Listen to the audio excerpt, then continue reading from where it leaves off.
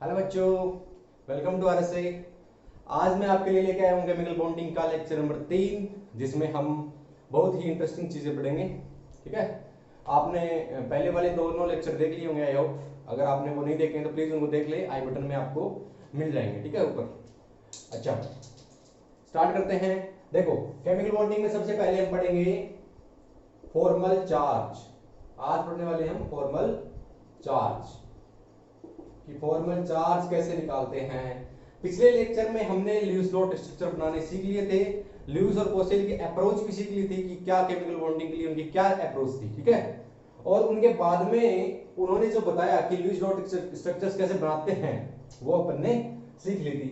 बस एक टॉपिक रह गया था जिसमें मैंने लास्ट में बताया था कि फॉर्मल चार्ज करेंगे अगली वीडियो में, और फिर एक इंटरेस्टिंग चीज स्टार्ट कर देंगे। ठीक है, देखो फॉर्मल चार्ज क्या होता है। फॉर्मल चार्ज कुछ नहीं होता, बस किसी भी मॉलिक्यूल में या किसी भी बोल सकते हैं अपन जो केमिकल बॉन्ड बना, तो कोई भी मॉलिक्यूल का फॉर्मेशन हुआ तो उस मॉलिक्यूल में पर्टिकुलर एटम पर कितना चार्ज वो कैरी करता है। ठीक है, वो होता है फॉर्मल चार्ज। इसका एक डायरेक्ट फॉर्मूला याद रखो, और कई बार नीट में इसमें से क्वेश्चन पूछ लिए जाते हैं, जेई में तो बहुत ही कम बार आते हैं। बाकी 11th वालों के लिए तो इंपॉर्टेंट है ही। चलो, एक छोटा सा फॉर्मूला है वो याद रखना पड़ेगा। पहला जो फॉर्मूला जो है वो है formal charge is equal to, या फिर इसको मैं क्या क्या लिख सकता हूँ, इसको क्यू एफ भी लिख सकता हूँ। ओके, नो दिक्कत। जो फॉर्मल चार्ज होता है उसको हम निकालते हैं number of total valence electrons. सबसे पहले आपको टोटल वैलेंस इलेक्ट्रॉन्स काउंट करने हैं। टोटल वैलेंस इलेक्ट्रॉन काउंट करना सिखाया था ना मैंने, पिछली वीडियो में जाके देख लो अगर नहीं आता तो, है ना।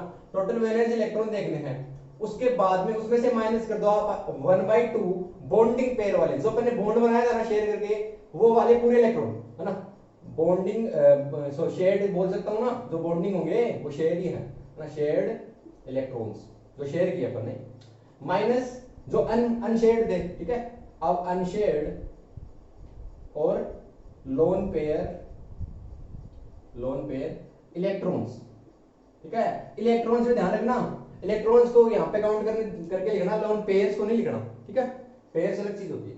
पेयर्स होता है दो इलेक्ट्रॉन्स का समूह, ग्रुप। ठीक है, तो फॉर्मल चार्ज निकालने के लिए ये फॉर्मूला आपको याद करना पड़ेगा। अगर शॉर्ट फॉर्म इसकी लिखूं मैं, अगर तो ऐसे लिख सकता हूँ Q F is equal to, है ना, वैलेंस इलेक्ट्रॉन को मैं क्या लिख सकता हूँ, वीई लिख दूं क्या, वैलेंस इलेक्ट्रॉन, माइनस 1/2 बीपी वाले जोड़ दो सर, और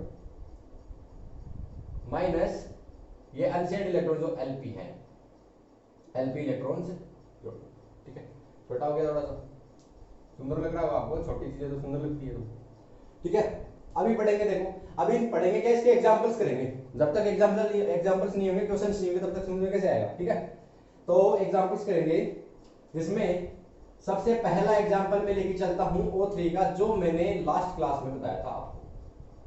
O3 की लुईस डॉट स्ट्रक्चर मैंने लास्ट क्लास में बनानी सिखा दी थी। ठीक है, सबसे पहले क्या किया जाता है जब लुईस डॉट स्ट्रक्चर्स बनाए जाते हैं, सबसे पहले आप ऑक्सीजन जो है या फिर जो सेंट्रल एटम है उसको आप सबसे पहले उसको लिख लो। सेंट्रल एटम को लिखने के बाद आपको करना है क्या, दोनों जो ऑक्सीजन थे उनको भी लिख दो, बाकी के जो सराउंडिंग एटम्स थे उनको भी लिख दो। सेंट्रल एटम इसमें से कोई सा भी ले सकते हो, ऑक्सीजन ही होगा, ऑक्सीजन के अलावा कोई एटम है नहीं इसमें। अब सबसे पहले आप उस पे बनाओ बैलेंस इलेक्ट्रॉन्स। इस पे 6 इलेक्ट्रॉन होते हैं सर, या फिर ऐसे समझ लो कि हर एक को एक एक बॉन्ड पेयर तो चाहिए ही चाहिए, एक एक बॉन्ड पेयर तो चाहिए चाहिए, बिना बॉन्ड पेयर तो कैसे रहेंगे, ये बॉन्ड ही तो बनाना सीख रहे हैं। ठीक है, एक एक बॉन्ड पेयर तो सीखे चाहिए। अब इसमें 6 थे, एक इसने बॉन्ड बनाने में काम में ले लिया, 2 तो 4 5, और ये लो 6 इलेक्ट्रॉन्स इस पे हो गए। इस ऑक्सीजन पे भी 6 थे, एक इसने बॉन्ड बनाने में काम में ले लिया यहाँ पे, और फिर ये 2 3 4 5 और 6। ठीक है, इस पे भी 6, एक बनाने में काम में लिया, और एक रह गया ये 1 2 3 4 5 और 6। No problem. अभी इनको बैलेंस करना है, सबका ऑक्टेट कंप्लीट करना है ना। अरे ऑक्टेट कंप्लीट करने ही तो आए हैं अपनी जिंदगी में, ये स्टेबिलिटी के लिए तो आए हैं। तो देखो, अभी इस ऑक्सीजन के पास में कितने इलेक्ट्रॉन्स है, 1 2 3 4 5 और 6 तो हैं, एक इसने शेयर भी कर लिया 7, अब ये बोलेगा यार एक तू एक और दे दे मेरे को, एक और दे दे जिससे मेरे को थोड़ा फायदा हो जाएगा कि एक इलेक्ट्रॉन आने पर मेरे को मेरा ऑक्टेट कंप्लीट हो जाएगा। ठीक है जी, ये लो ऑक्टेट कंप्लीट हो गया, इसका हो गया। ठीक है, अब ये ऑक्सीजन बोलेगा यार ऐसा ही मैं भी उसके जैसा ही हूं, मेरे को भी तू एक इलेक्ट्रॉन दे, मेरे को भी तू एक इलेक्ट्रॉन दे। इन इलेक्ट्रॉन्स को मैं यहां पे लिख दूं क्या? ठीक है, ऐसे लिख दूं। अब देखना, अब ये जो ऑक्सीजन है वो भी बोलेगा कि एक इलेक्ट्रॉन मेरे को भी दे यार, मेरे को भी तो कंप्लीट करना है ऑक्टेट। लेकिन ये बोलेगा मैं तेरे को एक इलेक्ट्रॉन दे तो दूं, लेकिन फिर मेरे पे ज्यादा हो जाएंगे इलेक्ट्रॉन्स, और मेरे को तो ऑक्टेट ही कंप्लीट करना है, मेरे को ज्यादा नहीं चाहिए भाई साहब। कैसे हो जाएंगे? देखो चार तो इसके पास में ये रहे, 1 2 3 4 5 6 7 8 8 कंप्लीट हो गए, बस और कुछ बनाना नहीं चाहता ये, और कुछ भी बनाना नहीं चाहता ये। ठीक है, इसीलिए ये क्या करेगा, ये क्या करेगा, ये बोलेगा कि तू ले ये जो इलेक्ट्रॉन्स है मेरे, ये तू ही ले ले, जिसको हम कोऑर्डिनेट बॉन्ड बोलते हैं ना, वैसे वाला बॉन्ड। और मॉडर्न में क्या बोला था मैंने, मॉडर्न केमिस्ट्री में इसको बस ऐसे बॉन्ड बना देते हैं, जो इलेक्ट्रॉन देता है उसको प्लस लिख देते हैं, जो इलेक्ट्रॉन नहीं देता है लेता है उसको माइनस लिख देते हैं। ठीक है, अभी सबका कंप्लीट हो गया ऑक्टेट। देखो 2 4 6 और 2 इलेक्ट्रॉन इसने दे दिए, इस ऑक्सीजन दे दिए, शेयर नहीं किए इसने। ठीक है, दिए हैं इसने इलेक्ट्रॉन्स दिए हैं, तो 2 2 4, ये तो 2 इलेक्ट्रॉन है इसने दे दिए इसको, तो यहाँ पे भी 8, यहाँ पे भी 8, ऑक्टेट कंप्लीट, ऑक्टेट कंप्लीट, इसका भी ऑक्टेट कंप्लीट। बस इतना सा करना है ऑक्टेट लूज डॉट स्ट्रक्चर्स में। ठीक है, ये बनाने के बाद में आपको फॉर्मल चार्ज निकालना है। फॉर्मल चार्ज के लिए सबसे पहले हमको निकालना है फॉर्मल चार्ज। सबसे पहले वैलेंस इलेक्ट्रॉन, जैसे मान लो इसको मैं 1 नाम दे देता हूं, इसको सेकंड नाम दे देता हूं, इसको थर्ड नाम दे देता हूं। ठीक है, इस पे निकालना है मेरे को। निकालो, देखो वैलेंस इलेक्ट्रॉन मेरे को पता है 6 है सर, माइनस बॉन्ड पेयर किसने, हाफ, बॉन्ड पेयर इलेक्ट्रॉन कितने हैं, बॉन्ड पेयर इलेक्ट्रॉन 2 2 4, 2 2 4 और 2 6। ठीक है, 6 इलेक्ट्रॉन इसने बॉन्ड पेयर में बॉन्ड बनाने में शेयर कर दिए हैं। ठीक है, अभी क्या करेंगे अपन, माइनस करेंगे लोन पेयर्स को। लोन पेयर्स को कितने लोन पेयर हैं, 1 और 2, लोन पेयर इलेक्ट्रॉन्स को माइनस करेंगे। किसको माइनस करेंगे, लोन पेयर इलेक्ट्रॉन्स को माइनस करेंगे। तो कितने इलेक्ट्रॉन्स है इसमें, देखो लोन पेयर कितना बचा, यहां पे लोन पेयर बचा 1। कैसे, अरे ये वाले जो इलेक्ट्रॉन है ना, ये तो इसने शेयर कर दिए हैं, ये वाले जो इलेक्ट्रॉन है इसको दे दिए, अब इस पे नहीं रहा ये लोन पेयर है ना, तो इस पे तो लोन पेयर तो एक ही है, तो इलेक्ट्रॉन कितने हो गए, 2 आए समझ में। अरे ये जो इलेक्ट्रॉन है ना, मैंने लिखने में लिख दिया, बाकी ये जो इलेक्ट्रॉन है इसने शेयर किए, देखो तो यहाँ पे कोऑर्डिनेट बॉन्ड से शेयर किए कि ये पहले दोनों इलेक्ट्रॉन तू ले ले और तू अपना ऑक्टेट कंप्लीट कर ले। ठीक है, इसने शेयर कर दिए। इसके ऊपर तो जो लोन पेयर है, जो अनशेयर्ड पेयर इलेक्ट्रॉन है ना, वो तो मतलब एक ही है, पेयर तो एक ही है, 2 इलेक्ट्रॉन है। ठीक है, अब यहाँ पे आ जाओ, 2 1 2 2 3 6, ये हो गया 5, 6 - 5 कितना बचा, +1। जो ऑक्सीजन है उस पे +1 चार्ज होता है, ऑक्सीजन जो है उस पे +1 फॉर्मल चार्ज होता है। ऐसे ही ये था जो फॉर्मल चार्ज था ऑक्सीजन नंबर फर्स्ट पे। अभी ऑक्सीजन नंबर सेकंड पे निकालेंगे, निकाले, देखो कैसे निकालेंगे, वही काम करना है बस। अरे ऑक्सीजन ही तो है, वैलेंस इलेक्ट्रॉन थोड़ी चेंज हो जाएंगे, वैलेंस इलेक्ट्रॉन तो टोटल वैलेंस इलेक्ट्रॉन तो उतने रहेंगे, माइनस कर दूंगा बस। क्या क्या, शेड इलेक्ट्रॉन कितने हैं उसमें 2 का डिवाइड, शेड इलेक्ट्रॉन देखो 1 2 3 4 इलेक्ट्रॉन इसने शेयर की, सेकंड वाले इसकी बात कर रहा हूं, इसकी इस ऑक्सीजन की, इसने 4 इलेक्ट्रॉन शेयर किए, 1 2 3 4 4 इलेक्ट्रॉन। ठीक है, 1/2 × 4 इलेक्ट्रॉन इसने शेयर कर दिए, माइनस इस पे लोन पेयर इलेक्ट्रॉन्स कितने हैं सर, लोन पेयर कितने हैं, 2, 1 lone pair, this is 1 lone pair, this is second lone pair, है ना। Lone pair 2 means number of electrons are 4, number of electrons are 4, no problem.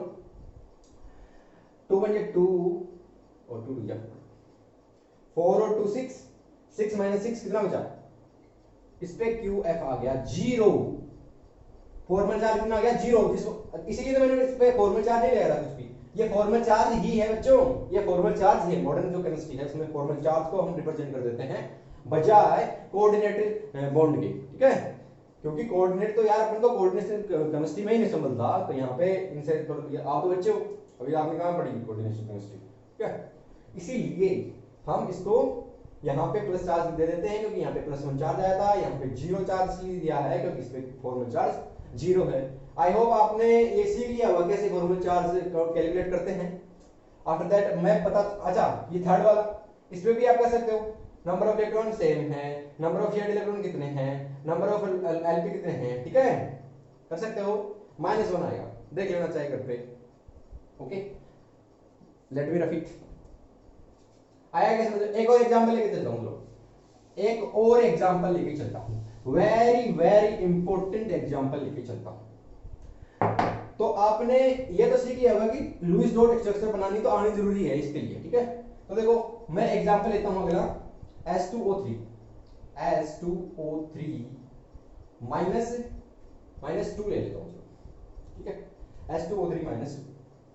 इसमें सबसे लीस्ट नंबर में कौन, सल्फर है सर, तो सल्फर होगा सेंट्रल एटम, ठीक है।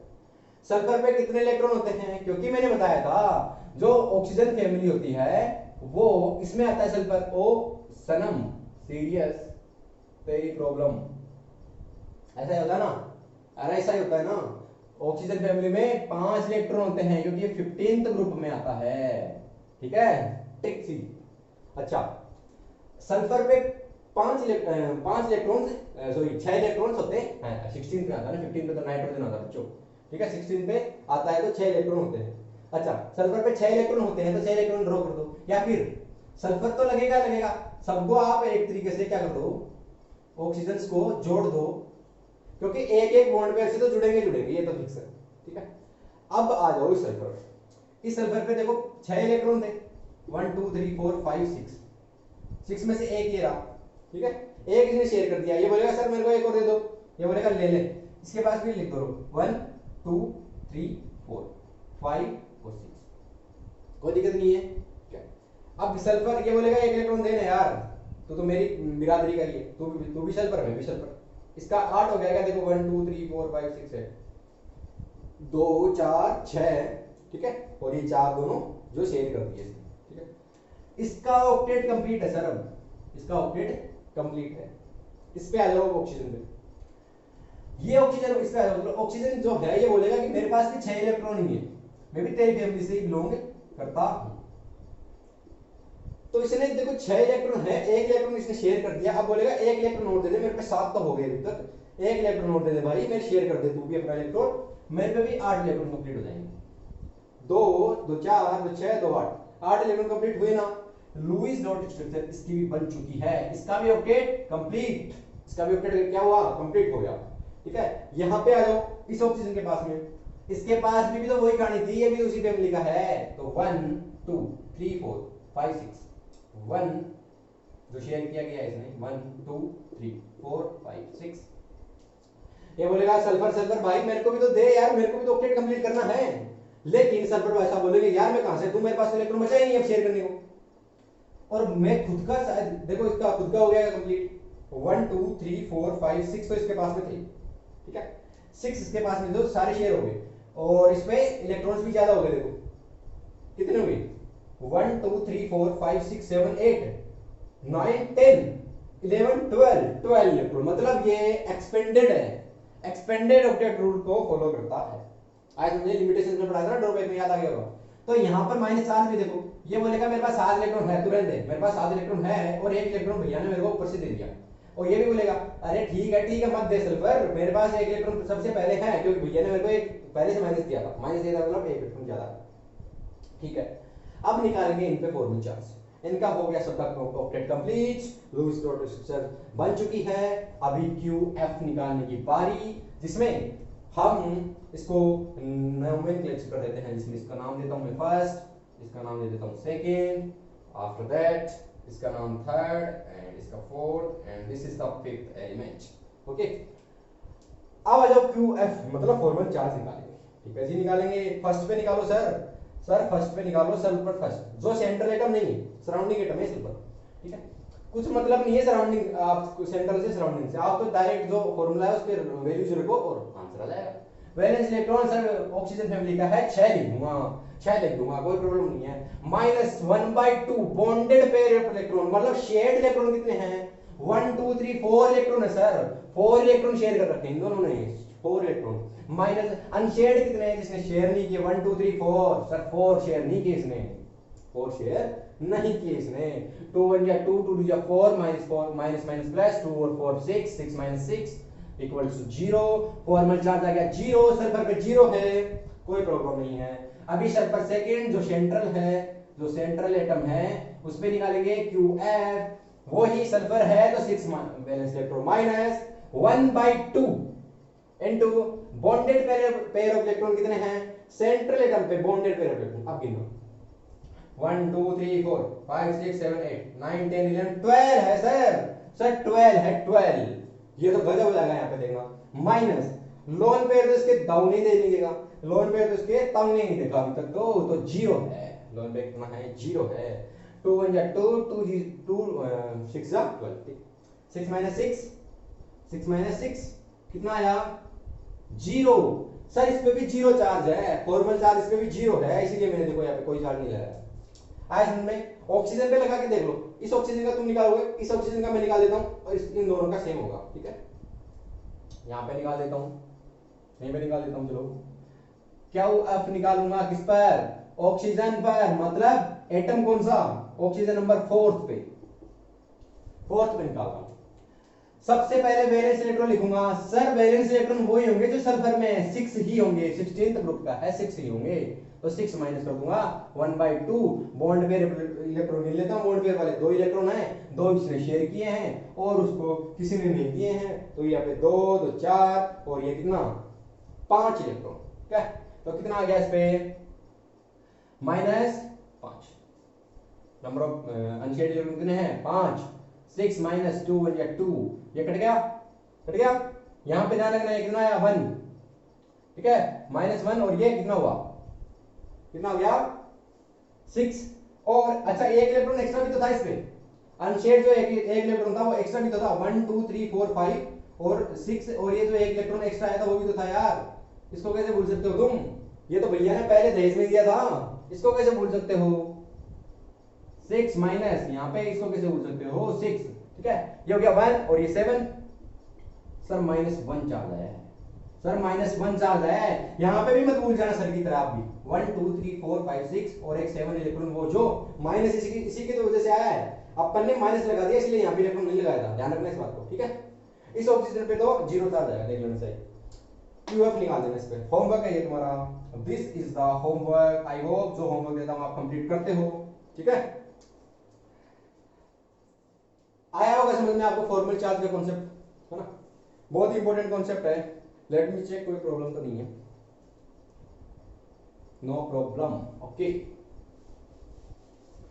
ठीक है बच्चों, ठीक है, अभी मैं स्टार्ट करूंगा दूसरा कॉन्सेप्ट आज का, अब से कहानियां स्टार्ट होती है एक्चुअल बॉन्डिंग की अभी से स्टार्ट होती है, जो कॉन्सेप्चुअल होती है, जिनका सिग्निफिकेंस होता है वो होता है, वो सीखेंगे ना,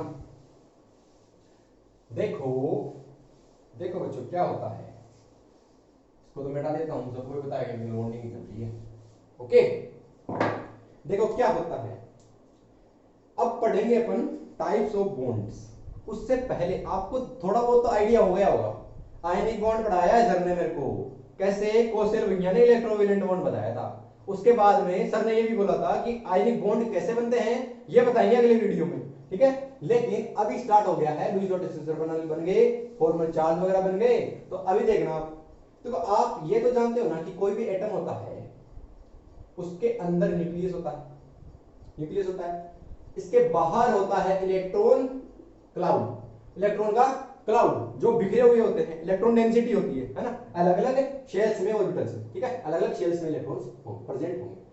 अगर मान लो ये कोई एटम है और यहां पे सेम में कोई दूसरा एटम बनाता, जो अभी क्या पता कितनी दूरी पर है, मेरे को पता नहीं है, इससे बहुत दूरी पर हो सकता है और बहुत पास लाना पड़ेगा अपने को, ठीक है, सबसे पहले आप ये सीखो कि यहां पे प्रेजेंट होते हैं इलेक्ट्रॉन्स, क्या प्रेजेंट होते हैं सर, इलेक्ट्रॉन क्लाउड प्रेजेंट होता है, बहुत सारे इलेक्ट्रॉन होते हैं, अब गिनने मत लग जाना, कोई भी रैंडम मैं लेके चल रहा हूं ना एटम, कोई भी रैंडम एटम, तो इसमें तो कितने भी इलेक्ट्रॉन मान लो एक तरीके से, ठीक है, अभी देखो इसके बाद में यहाँ पे कितने इलेक्ट्रॉन हो जाएंगे वो देख लेंगे, जो भी इलेक्ट्रॉन होंगे, लेकिन अपन को ये तो पता है कि सर ये जो इलेक्ट्रॉन्स है, ये जो इलेक्ट्रॉन क्लाउड बना, this electron cloud results negative charge surround the atom, मतलब जो नेगेटिव चार्ज है वो सराउंड करता है एटम को और अंदर होता है पॉजिटिव चार्ज।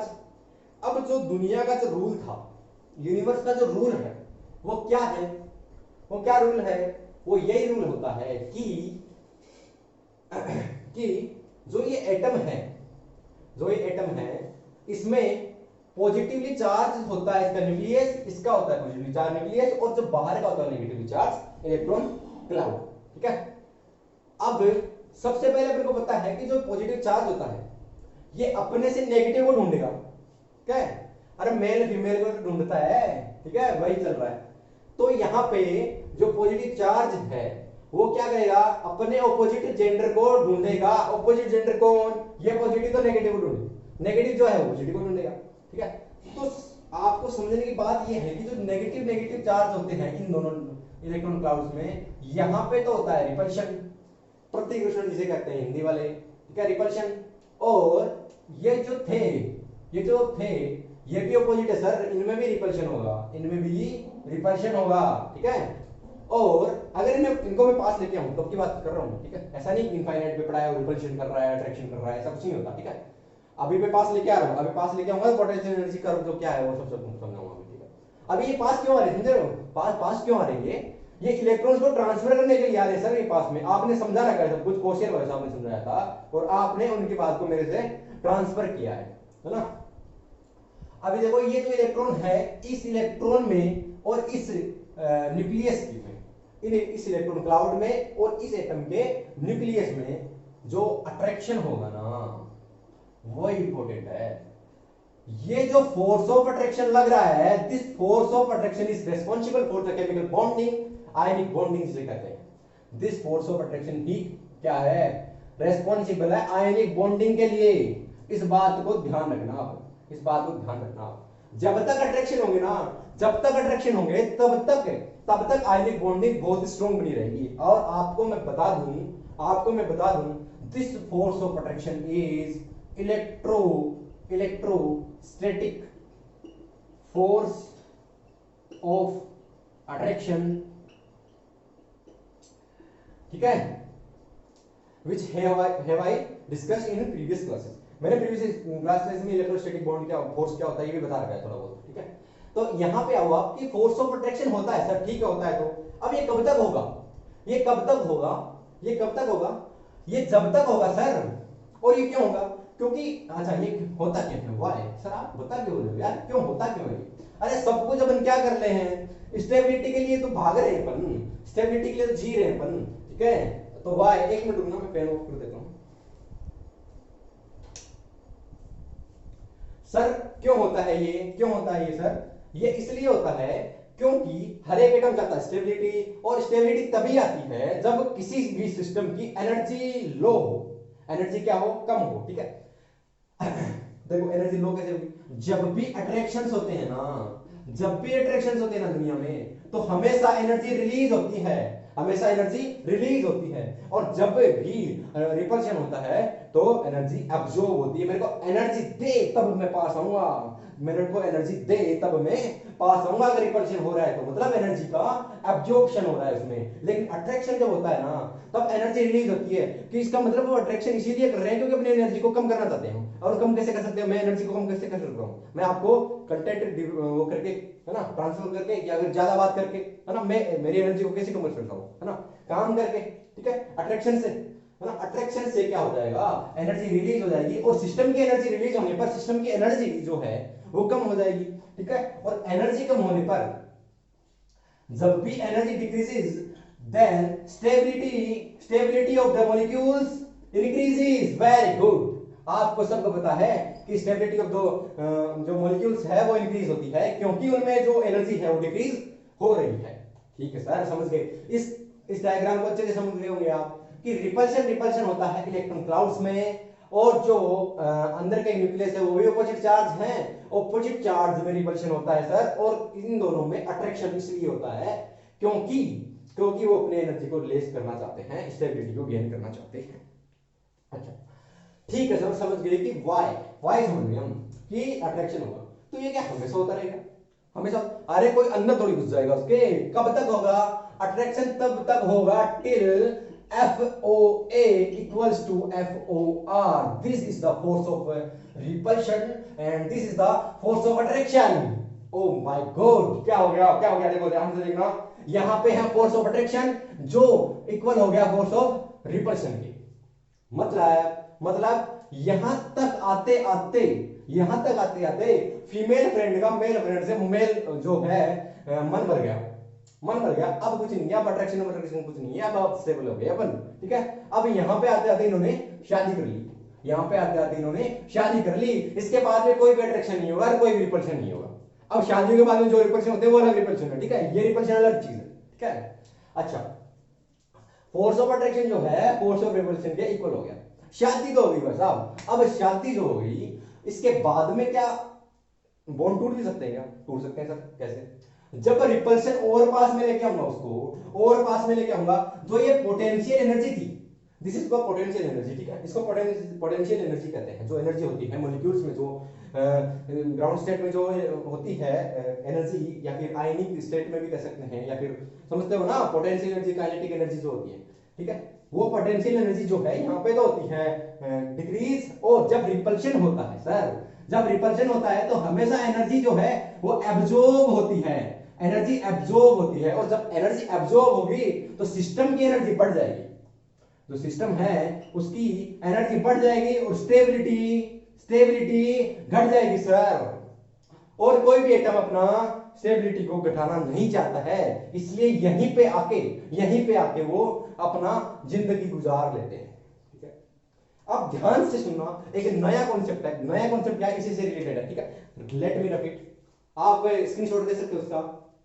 देखो बहुत इंटरेस्टिंग चल रहा है ना, अपने फ्रेंड्स के साथ जरूर शेयर करना इस वीडियो को ध्यान से, ठीक है। और आगे तो बहुत इंटरेस्टिंग आने वाला है, ऑर्बिटल्स के बारे में बताऊंगा मैं, ऑर्बिटल्स के बारे में बताऊंगा। आप 10th पास करके आओगे ना, आपको जीनियस बना दूंगा, डोंट वरी, ठीक है। आप ध्यान से पढ़ लो बस। अभी देखो सर, हमको ये तो पता है कि जो फोर्स ऑफ अट्रैक्शन है वो बढ़ेगा तो एनर्जी बढ़ेगी, एनर्जी बढ़ेगी क्या? रिलीज होगी तो स्टेबिलिटी गेन होगी, ठीक है। ये तो हमको सब पता है, दैट वी नो वेल, ठीक है। अब देखना, आपको मैं एक चीज सिखा रहा हूं, वो है potential energy curve. This potential energy curve is very very important, VIP person है ये, ठीक है। Potential energy curve between the potential energy of the system versus radius, ठीक है। रेडियस तो नहीं कह सकते उसको कह सकते हैं distance between two atoms.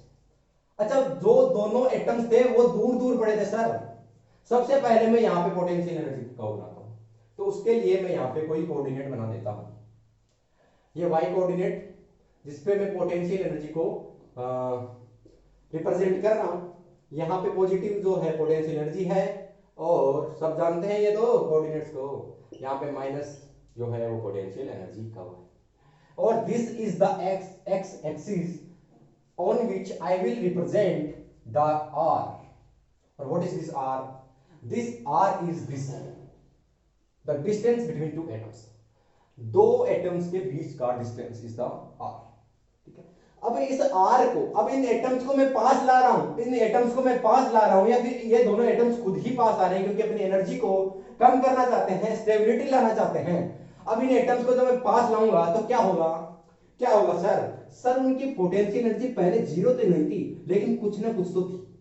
Zero तो नहीं थी इसलिए मैं इसको टच नहीं कर रहा, लेकिन कुछ ना कुछ तो थी। और लेकिन आप जब भी इनको पास लेके आओगे तो इनकी पोटेंशियल एनर्जी जो है वो कम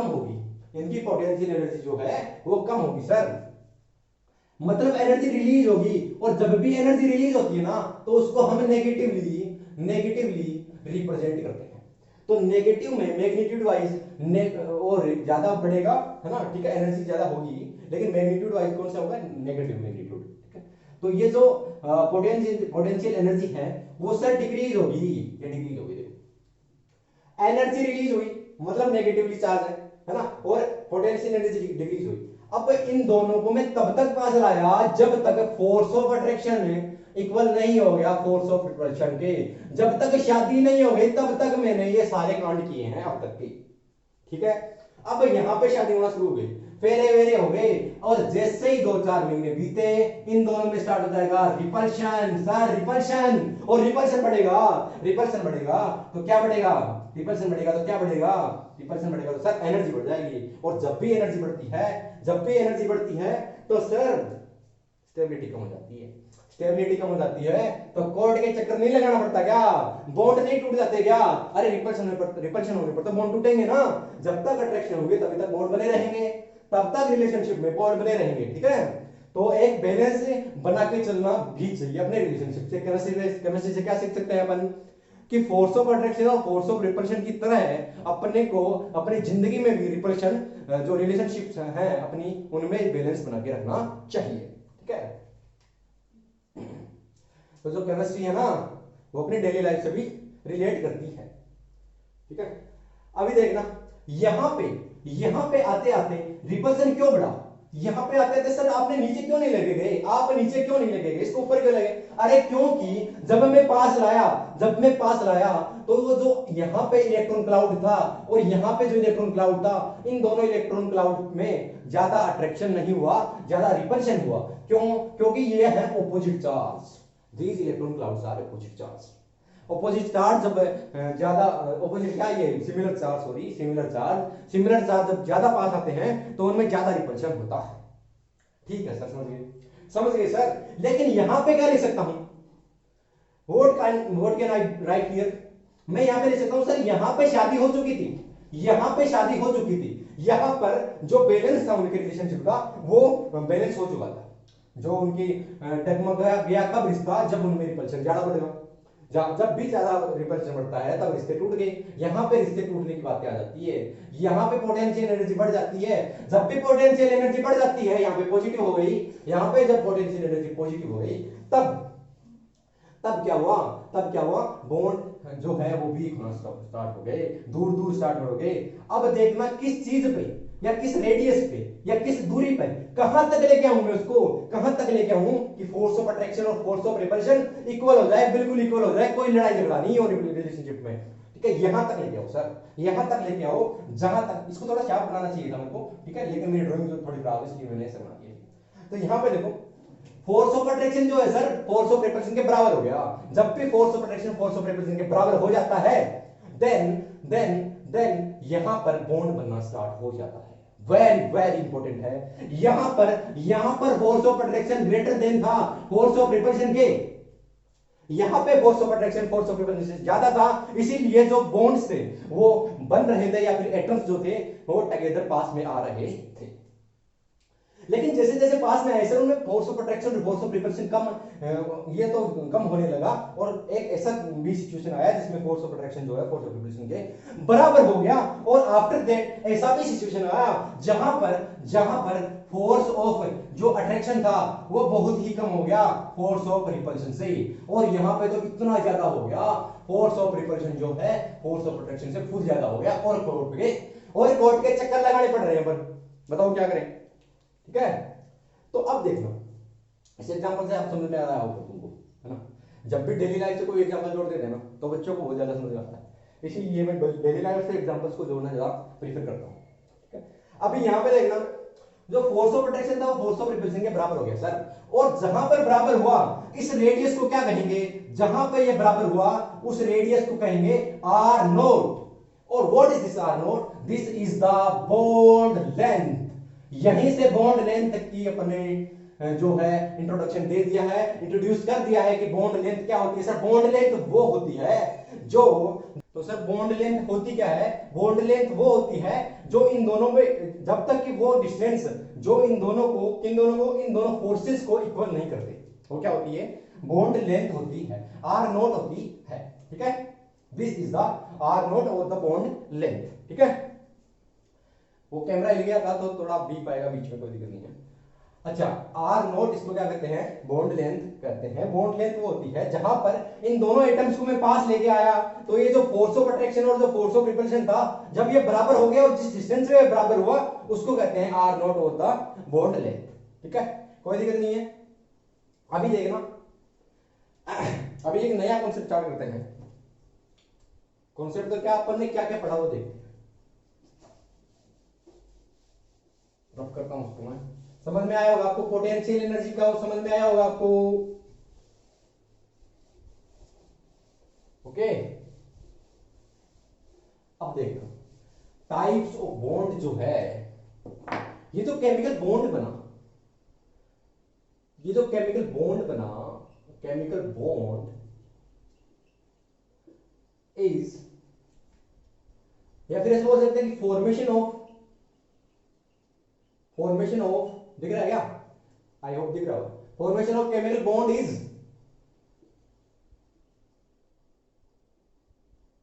responsible for the stability of atoms। मतलब एटम्स की स्टेबिलिटी के लिए ही क्या है, ये रिस्पॉन्सिबल है केमिकल बॉन्ड का बनना। और ये जो स्टेबिलिटी है, एटम्स की स्टेबिलिटी जो है वो कैसे आई सर, ये कैसे आई, ये आई अट्रैक्शन से, ये आई अट्रैक्शन से आई सर। अट्रैक्शन से जो एनर्जी थी वो रिलीज हुई, एनर्जी रिलीज हुई तो सिस्टम की एनर्जी कम हुई, एनर्जी कम होने पर स्टेबिलिटी बढ़ जाती है, जो स्टेबिलिटी थी जो थी वो बढ़ गई। ठीक है, जो स्टेबिलिटी थी वो बढ़ गई। अब देखना, ये जो फोर्स ऑफ अट्रैक्शन था इसकी वजह से जो केमिकल बॉन्ड बना, तो on the basis of the force of attraction, on the basis of, black से लिखता हूं यार, on the basis of force of attraction, force of attraction के बेस पर chemical bond, chemical bond is classified as, chemical bond को कैसे classify किया जाएगा, बॉन्ड्स, ध्यान से देखना, यहीं से अपनी कहानियां स्टार्ट होगी, बिल्कुल एक सिस्टमेटिकली मैनर में। ठीक है, पसीना आ गया यार। अच्छा, जब बॉन्ड्स बनते हैं, ये टू टाइप्स के बॉन्ड होते हैं, या तो जो फोर्स ऑफ अट्रैक्शन है या तो वो स्ट्रॉन्ग होगा, है ना, ऐसे भी बोल सकते हैं on the basis of strength of force of attraction.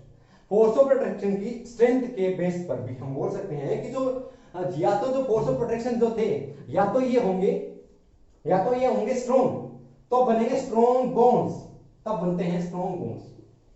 ठीक है, स्ट्रॉन्ग फोर्स ऑफ अट्रैक्शन की वजह से। और जब स्ट्रॉन्ग बॉन्ड्स बनते हैं या फिर जो वीक बॉन्ड्स बनते हैं वो बनते हैं वीक फोर्स ऑफ अट्रैक्शन की वजह से, due to weak force of attraction.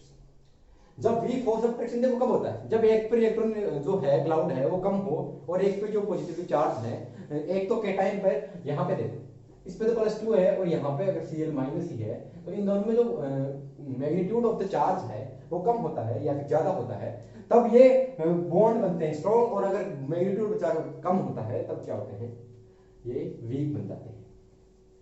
अब ये सर स्ट्रॉन्ग बॉन्ड्स कितने टाइप के होते हैं, स्ट्रॉन्ग बॉन्ड्स कितने टाइप के होते हैं, स्ट्रॉन्ग बॉन्ड लगभग 4 टाइप के होते हैं। पहला जो पढ़ते हैं, पहला हम जो पढ़ते हैं और अपन ने इतनी दिन पढ़ा, वो है आयोनिक बॉन्ड, और ऑल्सो कॉल्ड वैलेंट बॉन्ड। इसी को क्या कहते हैं, इलेक्ट्रोवैलेंट बॉन्ड भी कहते हैं। Electrovalent bond. जो सेकंड है वो है सर कोवैलेंट बॉन्ड, दोनों आपस में पास पास आते हैं, ऑर्बिटल्स कब ऑर्बिटल्स ले आते हैं, चलो कोई बात नहीं, पास पास ओवरलैपिंग पढ़ेंगे ना अपन, तो ऑर्बिटल्स ले आते हैं पास पास, और उसके बाद में इलेक्ट्रॉन्स की शेयरिंग करते हैं, इलेक्ट्रॉन डेंसिटी बढ़ जाती है, और जब भी इलेक्ट्रॉन डेंसिटी किसी भी एक पर्टिकुलर चीज पे पाई जाती है और शेयर्ड होती है तो कोवैलेंट बॉन्ड बन जाते हैं। Covalent bond, this is the a valent bond, and the third one is metallic bond. Metallic bond और कोवैलेंट बॉन्ड का ही एक टाइप कोऑर्डिनेट बॉन्ड, जो अपन आज पढ़े थे ना O3 में, कोऑर्डिनेट बॉन्ड, ये भी इस कोवैलेंट बॉन्ड का ही होता है, इसमें शेयरिंग ऑफ इलेक्ट्रॉन्स ही होती है। अभी स्ट्रॉन्ग बॉन्ड समझ में आया?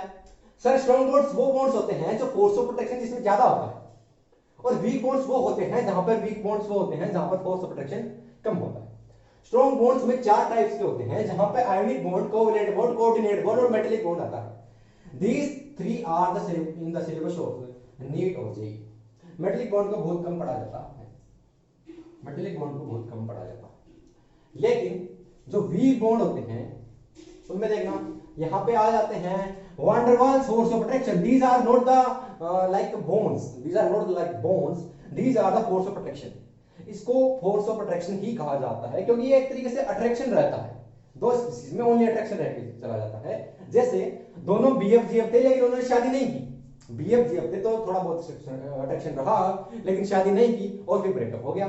ब्रेकअप हो गया मतलब जल्दी से हो जाता है, ठीक है। तो इनको क्या कह सकते हैं, van der Waals force of attraction, जिसमें हम लंदन बल भी पढ़ते हैं, लंदन बल है ना, लंदन फोर्स ऑफ अट्रैक्शन। इसमें हम हाइड्रोजन बॉन्ड नहीं पढ़ेंगे सर, यही तो इंपॉर्टेंट है, यही तो इंपॉर्टेंट है जो एनसीईआरटी में भी दे रखी है। Hydrogen bonding is the important in the weak bond, weak bond और the weak force of attraction. आए समझे, आए समझे, ठीक है। तो ये देखो अब ये जो स्ट्रॉन्ग बॉन्ड्स होते हैं ये कितने स्ट्रॉन्ग होते हैं सर? सर ये स्ट्रॉन्ग कितने होते हैं? इनको तोड़ने के लिए 200 से 200 टू 400 किलो जूल पर मोल की एनर्जी रिक्वायर होती है। 200 टू 400 किलो जूल पर मोल की एनर्जी रिक्वायर होती है टू ब्रेक दीज बॉन्ड्स। लेकिन जो वीक बॉन्ड होते हैं सर इनको तो 2 से 40 किलो जूल पर मोल एनर्जी ही दे दो, 2 से 40 किलो जूल पर मोल एनर्जी ही दे दो, ये टूटना स्टार्ट हो जाते हैं। तो ये इतने स्ट्रॉन्ग होते हैं कि इनमें 200 से 400 किलो जूल, अरे किलो भी लगा हुआ है यहाँ पे, ध्यान से देखना, किलो जूल पर मोल की एनर्जी की रिक्वायरमेंट होती है फॉर द स्ट्रॉन्ग बॉन्ड्स को तोड़ने के लिए। इसीलिए ionic bonds are the most strongest bond in the universe. These bonds are strongest होते हैं, ये सबसे स्ट्रॉन्ग बॉन्ड होते हैं। क्योंकि सर इनमें कूलोम्बिक फोर्स होता है, इनमें इलेक्ट्रोस्टैटिक फोर्स ऑफ अट्रैक्शन पाया जाता है। आई डोंट थिंक कि आपको ये भी समझाना पड़ेगा क्योंकि मैंने बहुत बार समझा दिया है, ठीक है। आया समझ में? अभी देखना ये समझ में आया ना? अभी देखना, अभी कुछ आगे बढ़ते हैं, अपन एक एक बॉन्ड को पढ़ेंगे हर बार। पहले आयनिक बॉन्ड को खत्म करेंगे और क्या क्या पढ़ने वाले हैं ये भी मैं आपको बता देता हूं, क्या क्या पढ़ाऊंगा इनके बारे में मैं बता देता हूं पहले, और फिर अगर टाइम बचा तो I will continue in this lecture, otherwise next lecture will be suitable for this. देखो आयनिक बॉन्ड जो है ये एक स्ट्रॉन्गेस्ट बॉन्ड तो होता ही होता है, इसको इलेक्ट्रोवैलेंट बॉन्ड भी कहते हैं। और इसको सबसे पहले इंट्रोड्यूस तो उसने ही किया था जिसको हम पढ़ के आए हैं, और फिर कोसेल भाई साहब, ठीक है। अब जो आयनिक बॉन्ड्स होते हैं इनको अगर हम पढ़ना चाहें तो सबसे पहले आयनिक बॉन्ड बनता कैसे है वो पढ़ेंगे, how ionic bond is form. तो सबसे पहले सर आयनिक बॉन्ड को बनने के लिए इन स्टेप्स को आपको फॉलो करना पड़ेगा। These steps are the followed for the forming of the ionic bond. Ionic bond को बनने के लिए इन स्टेप्स को फॉलो करना पड़ेगा। अब वो कौन से स्टेप्स हैं? सबसे पहला स्टेप वो है कि सर आपको आयन बनाना जरूरी है। जब तक आप आयन नहीं बनाओगे तो कोई भी अट्रैक्शन नहीं होगा। जब भी आप सोडियम प्लस नहीं बनाओगे, जब भी आप क्लोरीन माइनस नहीं बनाओगे, तब तक कोई भी फोर्स ऑफ अट्रैक्शन नहीं होगा, या फिर ऐसा कह सकते हैं कि कोई भी आयनिक बॉन्ड का फॉर्मेशन नहीं होता है। तो सबसे पहले केटायन का फॉर्मेशन होता है, किसी का भी कर सकते हो, फॉर्मेशन ऑफ केटायन। अब केटायन का फॉर्मेशन कैसे होता है? बाय लूजिंग इलेक्ट्रॉन्स को लूज कर करके केटाइन का फॉर्मेशन करता है। जैसे सोडियम 281 था सर, एक को स्टेबिलिटी के लिए एक अपना लूज कर देता है और अपने पर सोडियम प्लस ले आता है, इसीलिए तो प्लस लगाया हुआ है, इस पे इलेक्ट्रॉन की कमी है। और जो second one is step is, जो सेकंड वन जो स्टेप है वो क्या है कि सर इस स्टेप में हम करेंगे फॉर्मेशन ऑफ एनाइंस, एनाइन की फॉर्मेशन करेंगे सर, क्योंकि एनाइन के साथ तो केटाइन का गुलगुल होगा ना, इसीलिए हम एनाइन का फॉर्मेशन करेंगे। ठीक है। इन द लास्ट स्टेप में क्या करेंगे हम, अरे उनको बस क्या करो, टुगेदर लाओ ना, उनको पास लेके आओ, बस क्या लेके आओगे, पास लेके आओ, बात खत्म। हाँ?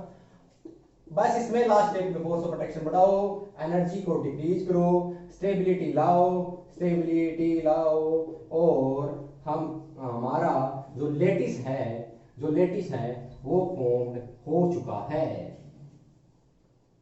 This is how a lattice is formed by the ionic bonds in the sodium chloride। ठीक है। लेटिस फॉर्मेशन के बाद में एक एनर्जी निकलती है, लेटिस एनर्जी। सर एक लेटिस एनर्जी निकलती है, आपने बताया कि एक लेटिस एनर्जी निकलती है, रिलीज होती है, मतलब एक ये नेगेटिव होती है। इस तरीके से आयनिक जो कंपाउंड्स हैं वो बनते हैं, ionic compounds are formed like these steps are formed। सबसे पहले क्या करेंगे, केटाइन बनाएंगे, एनाइन बनाएंगे, दोनों को पास लाएंगे, लेटिस का फॉर्मेशन करेंगे। ठीक है। इस तरीके से आयनिक कंपाउंड्स जो होते हैं वो बनते हैं। देखो अब मैं क्या बोल रहा हूं कि हम क्या क्या पढ़ने वाले हैं अगले लेक्चर में। In the next lecture we will discuss about formation of cation कैसे होता है, मतलब लूजिंग ऑफ इलेक्ट्रॉन होता है। अभी ये इलेक्ट्रॉन लूज करने के लिए अपन को क्या देनी पड़ती है उसके बारे में पढ़ेंगे, आयोनाइजेशन एनर्जी देनी पड़ती है सर, उसके बारे में पढ़ेंगे। इसके बाद में सर ये जो एनाइन है वो कैसे बना क्लोराइड में, bye gaining NiNG, gaining electron को गेन करके बनाना है एनाइन। ठीक है सर, तो ये बनता है इलेक्ट्रॉन एफिनिटी से, इलेक्ट्रॉन गेन एंथैल्पी से बनता है। This electron gain enthalpy is also negative, but this electron जो आयोनाइजेशन एनर्जी है, this ionization energy is positive. मतलब इलेक्ट्रॉन निकालने के लिए अपन को इलेक्ट्रॉन देना पड़ेगा, एनर्जी देनी पड़ेगी, इलेक्ट्रॉन को निकालने के लिए एनर्जी देनी पड़ेगी। ऐसे मान लो कि जो सोडियम था, सोडियम का ये घर था, इसमें ये लास्ट में एक इलेक्ट्रॉन पड़ा था जो आउटर मोस्ट शेल था। ठीक है। इसमें एक इलेक्ट्रॉन पड़ा था, इसमें ये क्या है, सोडियम का घर, दिस इज द सोडियम का घर। अब जब भी किसी को अपने घर से निकालना पड़ता है तो एनर्जी तो लगती है। अगर ये सोडियम बोल रहा है कि मेरे घर पे ये कब्जा कर रहा है तो ये कोई एफआईआर वगैरह करेगा ना, अरे कुछ तो करेगा ना, कि अपनी एनर्जी तो वेस्ट करेगा। तो एनर्जी कहां से लाएगा, ये खुद कहां से लाएगा, अपने को बाहर से देनी पड़ेगी ना इसको एनर्जी, सर एनर्जी देनी पड़ेगी। उसी एनर्जी को कहते हैं ionization energy. This ionization energy is absorbed by the sodium for losing an electron to form anion, cation। ठीक है।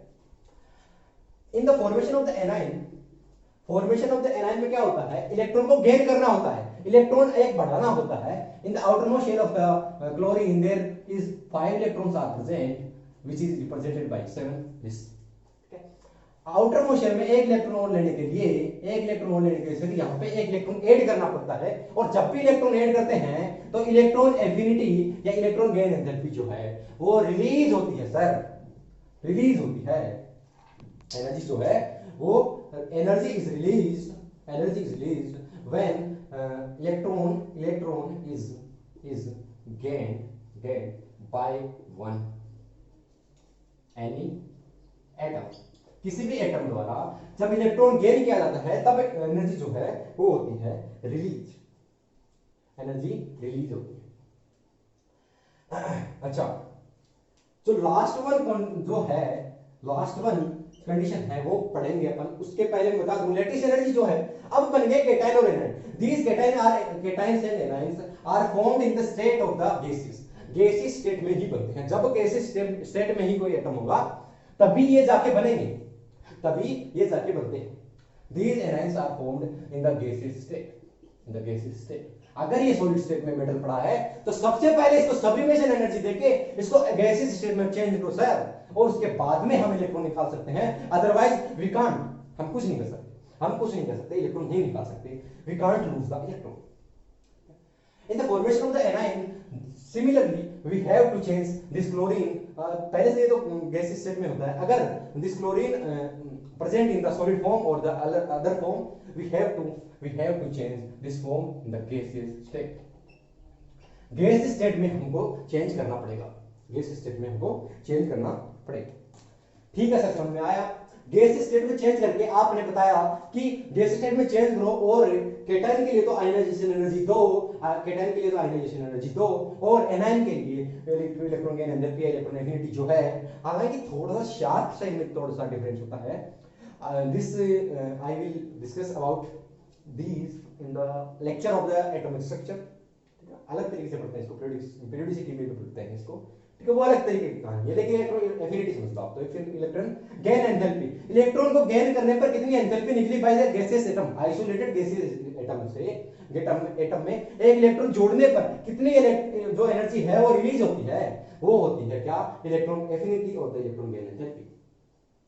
अब जब ये फोर्स ऑफ अट्रैक्शन आता है तब इलेक्ट्रॉन जो एनर्जी होती है वो कम होती है, मतलब जो एनर्जी है वो रिलीज होती है। जब रिलीज होगी तभी तो कम होगी ना, तो एनर्जी रिलीज होती है। सर आपने ये पहले बता दिया था और यहाँ पे प्रूव भी हो चुका है। और ये कैसे प्रूव हुआ है, ये एक्सपेरिमेंटली प्रूव हुआ है कि जो लैटिस एनर्जी है वो हमेशा नेगेटिव आती है, एंड जो लैटिस एनर्जी है वो हमेशा नेगेटिव आती है, और जो नेगेटिव एनर्जीज होती है वो हमेशा सिस्टम द्वारा रिलीज की जाती है, रिलीज बाय द सिस्टम। ठीक है सर, आया समझ में, यहाँ तक समझ में आया होगा।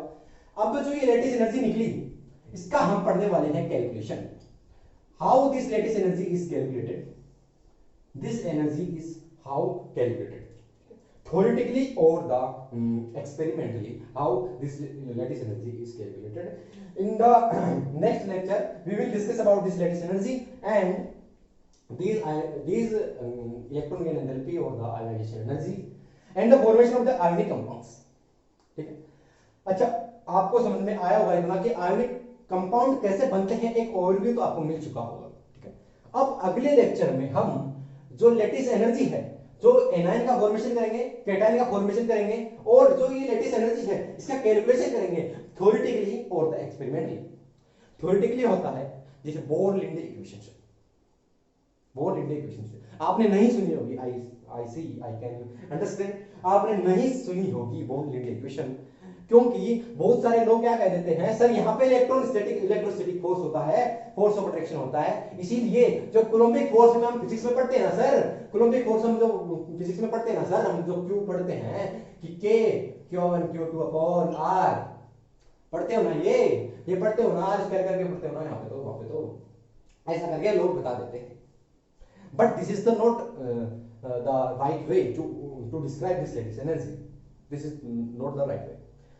बहुत सारी रेफरेंस बुक्स होती हैं, बड़ी बड़ी जो रेफरेंस बुक्स होती हैं, स्टैंडर्ड बुक्स होती हैं, उन्हें बॉन्ड-लिंडे इक्वेशन से ही आयनिक बॉन्ड को या फिर लैटिस एनर्जी को किया गया है, एक्सप्लेन किया गया है, इसकी कैलकुलेशंस को एक्सप्लेन किया गया है। ठीक है, तो this is not the right, we will discuss about the Born Lande equation, but मैं आपको वो इक्वेशन बताऊंगा लेकिन उसमें नहीं घुसना है आपको, वहां से क्वेश्चन नहीं आते हैं, क्वेश्चन वहां से आते हैं लैटिस एनर्जी को कंपैरिजन कैसे करें। दो कंपाउंड दे दिए जाएंगे आपको, सोडियम क्लोराइड लिथियम क्लोराइड दे दिया जाएगा और उसके बाद में सोडियम क्लोराइड दे दिया जाएगा, और आपको पूछ लिया जाएगा कि इन दोनों में लैटिस एनर्जी बता दो आप। इस लैटिस एनर्जी को आपको कंपेयर करके बताना है कि किसमें लैटिस एनर्जी कम है और किसमें लैटिस एनर्जी जो है वो ज्यादा है, वो हम पढ़ेंगे अगले लेक्चर में। उसके बाद में जस्ट बाद में जो एक्सपेरिमेंटली है वो कैसे किया जाता है, वो हम इन केटायंस का एनर्जी का फॉर्मेशन करते हैं, फॉर्मेशन करने के बाद में जितनी भी एनर्जी रिक्वायर्ड थी इस पूरे आयनिक बॉन्ड को बनाने के लिए, उन सबको मैग्नीट्यूड के साथ में, अपने चार्ज के साथ, मैग्नीट्यूड नहीं, उनके चार्ज के साथ में, उनकी साइन के साथ में हम उनको सम कर देते हैं, प्लस कर देते हैं, जिससे experimentally del H of formation आ जाता है, जो एंथैल्पी है फॉर्मेशन की वो निकल के आ जाती है, जो एंथैल्पी है वो फॉर्मेशन की निकल के आ जाती है, और जो लैटिस एनर्जी है वो भी निकल के आ जाती है। लेकिन लेकिन अच्छा, मैं ये बताना चाहता हूं कि जो डेल एच एफ है, this is discussed in Born Haber cycle. Born Haber cycle, this Born Haber cycle is the most important. ऐसा कोई एग्जाम नहीं है जहां में जिसमें ये बोर्न हैबर साइकिल से कोई क्वेश्चन नहीं आया हो आज तक, ऐसा कोई भी एग्जाम नहीं है। तो आपको ये तो आइडिया हो गया होगा कि तो नेक्स्ट लेक्चर है कितना इंपॉर्टेंट होने वाला है। After that we will discuss about the Fajans rule and the polarizability and polarizing power, covalent bond, covalent ionic characters, covalent characters और lots of the fun. Chemistry को फन बना देंगे अपन, ठीक है। तो आज के लेक्चर में बस इतना ही। आप इस वीडियो को लाइक जरूर कर देना और अपने जो चैनल है उसको सब्सक्राइब जरूर कर देना, ठीक है। और जिससे हमको मोटिवेशन मिलता है यार, थोड़ा और भी हौसला बढ़ता है कि हमें करना चाहिए बच्चों के लिए free of content, quality content अपन को अपलोड करना चाहिए, ठीक है। तो आपको तो सब्सक्राइब के बटन को तो दबाना है ना, लाल वाले बटन को दबा दो यार, उसमें क्या हो गया, ठीक है। तो थैंक यू सो मच, मिलते हैं अगले वीडियो में। Thank you.